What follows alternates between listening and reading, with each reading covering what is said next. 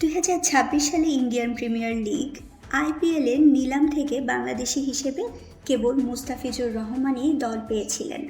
Kolkata night Riders তাকে কিনতে খরচ করেছিল 9.20 কোটি রুপি, কিন্তু উগ্রবাদীদের হুমকির মুখে পড়ে তাকে দল থেকে বাদ দিতে বাধ্য হয় শাহরুখ খানের দল।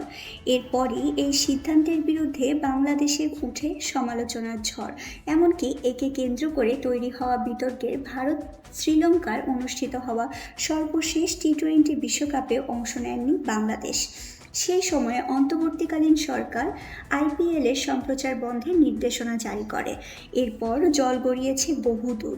যুব ও ক্রীড়া মন্ত্রণালয়ের প্রতিমন্ত্রী আমিনুল হক কিছুদিন আগে জানিয়েছিলেন, আইপিএল বাংলাদেশে দেখা যাবে কিনা তা নিয়ে আবার বিবেচনা করে দেখবেন। অবশেষে সিদ্ধান্ত জানা গেছে।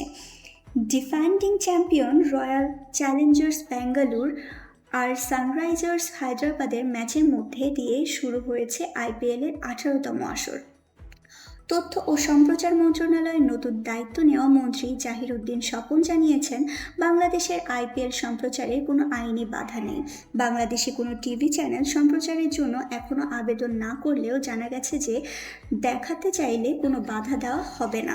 এমনকি স্টার স্পোর্টস যদি বাংলাদেশের আইপিএল দেখাতে চায় তবে কোনো বাধা আসবে না। কেবল অপারেটর্স অ্যাসোসিয়েশন থেকে জানানো হয়েছে, সম্প্রচার বন্ধ করার বিষয়ে অন্তর্বর্তীকালীন সরকার যে সিদ্ধান্ত নিয়েছিল তা এখন আর কার্যকর হবে না।